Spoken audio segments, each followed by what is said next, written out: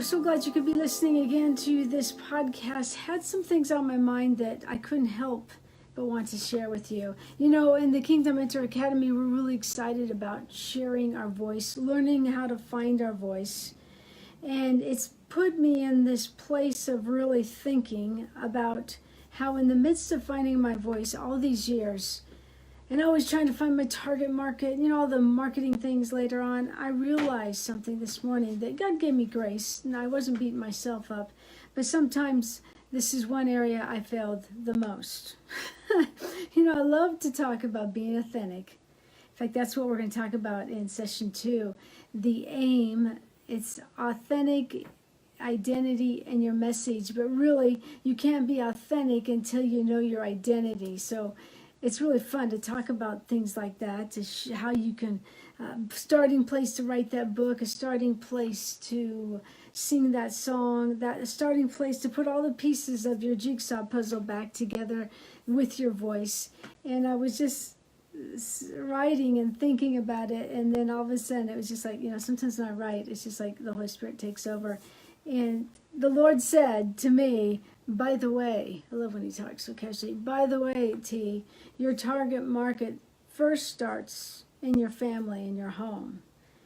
And I'm going to be just clear confession, total authentic, and that has not been the strongest point. I have so often spun, trying to find my voice, trying to work my voice, and have not done really well in this area. And I can remember back when I was really scrambling, I really feel bad because my kids would want to talk to me, especially Anna or William, and the minute they saw me on the computer, and I would go, you know, I wasn't giving them their full attention, and it got to the point where they just didn't ask me any questions anymore. Now I look back with great, oh, that hurts my heart, you know, and God says, I'm giving you a new start. From your mistakes, you can share this. I said, okay, Lord. So I was thinking, you know, good afternoon, Natasha, how sometimes you can get so going so fast in what you think you need to do, and especially when you're just really searching to find your voice. And I truly believe it is on authenticity, but you can be all authentic you want if you don't have that strong identity. So I had to do some identity restoration as I was thinking back. Now there's just one in the house, William, and he works, and my husband's been working, so it's like, okay, you got to practice what you're preaching, Theresa. So I've been learning a new system with my marketing, and so I make sure he's working in the garage, make sure I go outside and get him a glass of water.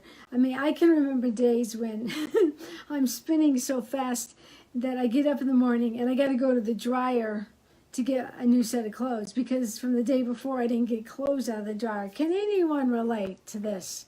And I only have 2 kids, so those of you who have 5 kids and can homeschool them and can run your business, I salute you. You are truly my heroes. Or those single moms who raise 2 kids and still scramble, I salute you. And so I guess what I'm trying to say this is your target market is your home. I like to think of it in the way of finding your voice in your home.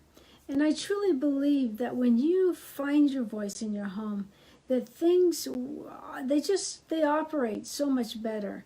And I think when I mean that, then I find my identity. The more I shore up on who I am in Christ, the more I'm able to, on a good day, manage me. And then I'm more able to speak clearly. I'm more able to have brave communication. This is all about the home. I'm able to speak to my son if he needs a little correction. I'm able to still work. I work from home. But I'm just being real. There are times when it is a struggle. So I was using that aim, the authenticity from your integrity, from your identity to your message. You know what's beautiful about all of this from the home?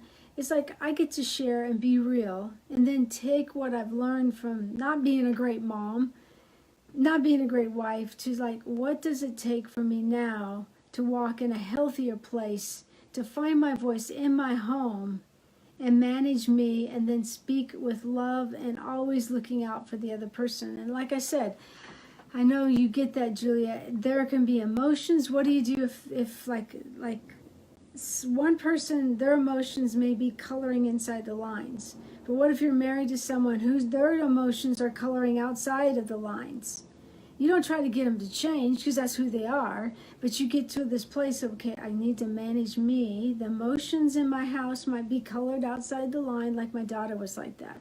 Her emotions were colored outside the lines. Where my son, he's like me. We color, our emotions are inside the line. Once in a while, there's a flare up. So I say all that to say that this is a place of stewarding your gifts, stewarding in obedience to what God says. That's always fun. And I when I think about stewarding, I always think of the thought, okay, let's say you're trying to go forward and your finances may be limited and you really do know you have a voice that has some creativity and you'd like to express it maybe in a book. I love 2 Kings chapter 4. It's one of my favorites, about the single widow who had 2 sons and the creditors were coming to take away their sons and her because she was behind in debt. And Elisha came along. Now, she had a relationship with Elisha because her husband, who just passed, he was a fellow prophet of the land with Elisha. So Elisha came knocking on the door, and it's like, I wonder what, she's like, and Elisha just said, what can I do for you? And so she told him, and then he asked that key question, what's in your house? And she could just say, I got a little bit of oil. That's it. I'm gone. Emotions outside the lines. Elisha just simply said, and instructions. He said, gather as many vessels as you can, close the door, and start pouring. Now that gathering vessels as much as you can, that is an action word. We're saying what's in your house. There might be something in your house that you have to even steward, but you have to obey what God does. And sometimes when God's saying, Elisha's saying, get as many vessels as you can, for you, that might be, I may need to buckle in and invest in myself. I may need to find someone who's going to speak about identity to me, about redeeming my voice. So what does the widow do? She gathers as many vessels and then she closes the door. And you know why she closes the door? Because she don't need any critics. She doesn't need even any crows pecking at her feet when she knows she's an eagle meant to fly. That's for someone. Close the door to what people say. And she obeyed and she poured and poured and poured. As many vessels as she had, they were all filled up till she got to the end. She was able to sell that oil, pay off her debts, and she lived off the rest of it. I think that's a modern day word for us today. I remember back, 10 years ago when I had retired from radio, trying to find myself, and trying to help my family. I was so used to helping my family. And the Lord said, Theresa, what do you have in your house? And I said, well, I have a computer. And I love to do things creative on computer. So that was my beginning of my journey of stewarding what I had in the house. And learn how to be a good mom in the process. Even in my failures, God is so forgiving and said, yeah, that was a bumpy start, but let's now, 10 years later, what do you have in the house? Let's manage it well, Theresa. And let's continue onward with doing what I've called you that's in your voice. So what do you have in your house? What do you have? What's burning? You may just have a really good journal and a good write and a pen, and you just love to write, and you need to write that book. The more authentic you are, the more easier it is to write that book, by the way. So I said identity really comes before authenticity, AIM. But from your authenticity, from your identity, creates a message that is an extraordinary solution for someone's pain point. That's pretty exciting.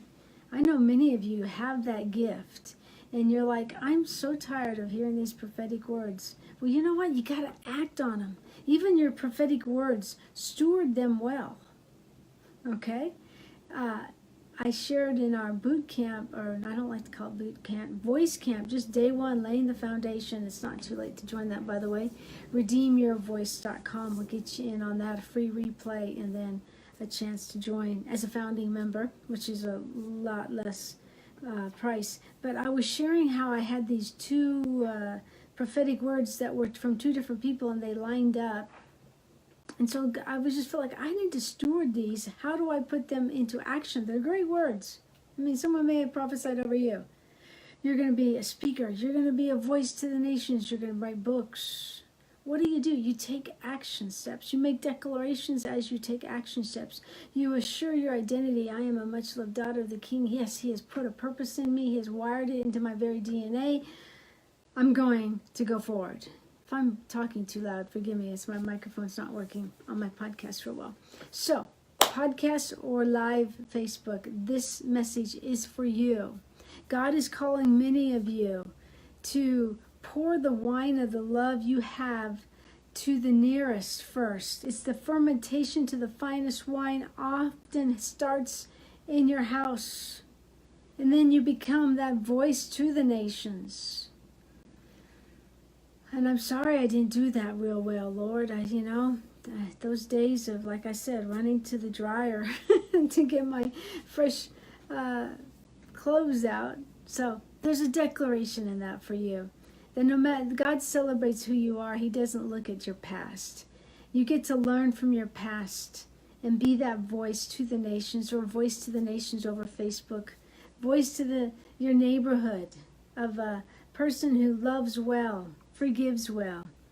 So, as I was thinking about it, thinking about helping people being authentic and how that their brilliance to start to write their book, sing their song, or create something in their marketplace as a coach.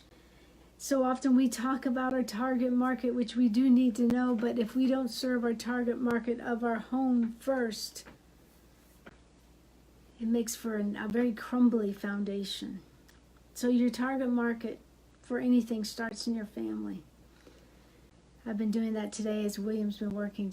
Okay, slow down. Does Dave need some water? Does he need some help? I need to take a break and help him. Right now he's at a stage where he doesn't need my hands holding things, so that's pretty cool. So anyway, we are really excited to get together and steward well a group of individuals that have been so faithful to walk in the vineyard of their calling. And many of them have found their voice and are learning to share their voice, learning to market their voice. But maybe you're in the beginning stages and you need support to find your voice. You need a company of messengers, or in Song of Songs 1 verse 8, where the king is saying to the bride, hey, if you ever lose sight, follow in my footsteps where my lovers of mine are. You will find me in the company of shepherds in that day, the company of those that were believers. So we invite you to come along, find company in a messenger, Kingdom Mentor Academy family, and we'd love to have you be a part of that. So that's redeemyourvoice.com. There's actually a free report, 7 keys on how to find your voice. All right, I really appreciate you guys so much. Thank you for joining me and putting up with my shouting. I feel like I'm shouting at you, but thank you so much. And those of you on the podcast, this has been another edition of iKings Media with the Kingdom Mentor Academy. I'll talk to you in the next podcast. And for you on Facebook, I'll talk to you in the next video. And I really, really do love you. God bless.